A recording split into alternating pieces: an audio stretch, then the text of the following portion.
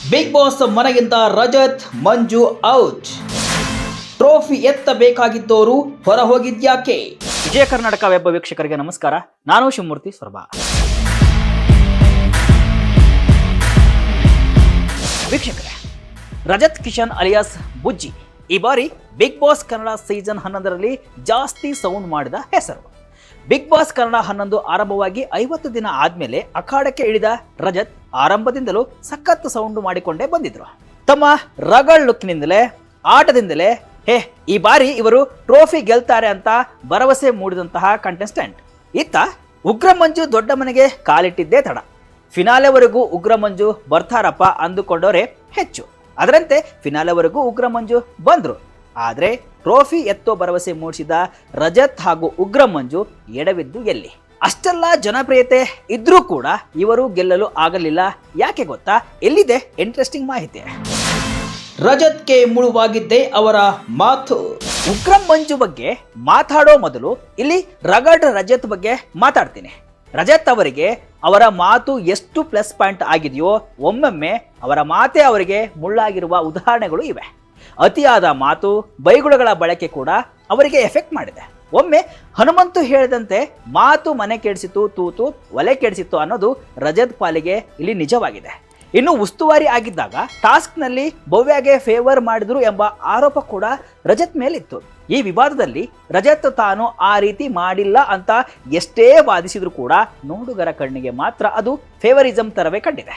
ಇದು ಈಗ ಎಫೆಕ್ಟ್ ಬೀರಿರೋ ಎಲ್ಲಾ ಸಾಧ್ಯತೆಯೂ ಕಾಣ್ತಾ ಇದೆ. ಒಮ್ಮೆ ರಜತ್ ಕ್ಯಾಪ್ಟನ್ ಆಗಿದ್ದಾಗ ಹನುಮಂತು ಬಿಗ್ ಬಾಸ್ ಮನೆಯಲ್ಲಿ ಇರಲು ಸಮರ್ಥನಲ್ಲ ಅಂತ ಹಾಡಿನ ಮೂಲಕ ಹೇಳುವುದಕ್ಕೆ ಹೋಗಿ ಅದು ಇನ್ನೇನೋ ಆಗಿತ್ತು. ಇನ್ನು ಅದೇ ಟಾಸ್ಕ್ನಲ್ಲಿ ಹನುಮಂತ ಫಿನಾಲೆ ತಲುಪಿದ್ದು ವಿಶೇಷ. ಕಿಚ್ಚ ಸುದೀಪ್ ಕೂಡ ಹನುಮಂತುಗೆ ಹೇಳಿದ ರಜತ್ ಹಾಡಿನ ಬಗ್ಗೆ ಪ್ರಶ್ನೆಯನ್ನ ಮಾಡಿದ್ರು. ಎಲ್ಲೋ ಒಂದು ಕಡೆ ಇದೆಲ್ಲವೂ ರಜತ್ಗೆ ಹಿನ್ನಡೆ ಉಂಟು ಮಾಡಿದ್ದು ದೊಡ್ಡ ಮನೆಯಿಂದ ಆಚೆಗೆ ಬಂದಿದ್ದಾರೆ.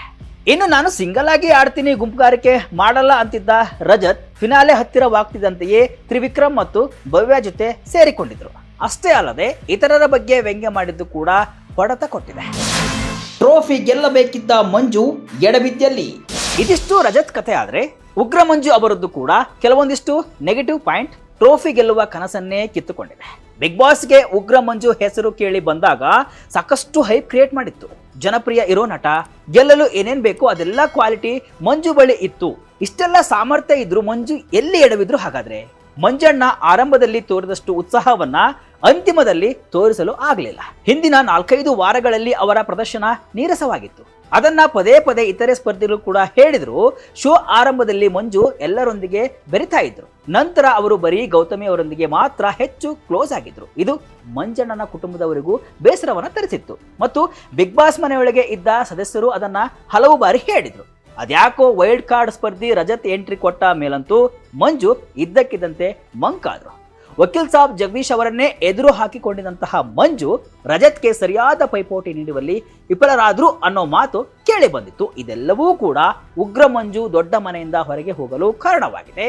ಸದ್ಯ ದೊಡ್ಡ ಮನೆಯಲ್ಲಿ ಹನುಮಂತು, ತ್ರಿವಿಕ್ರಮ್, ಮೋಕ್ಷಿತಾ ಇದ್ದಾರೆ.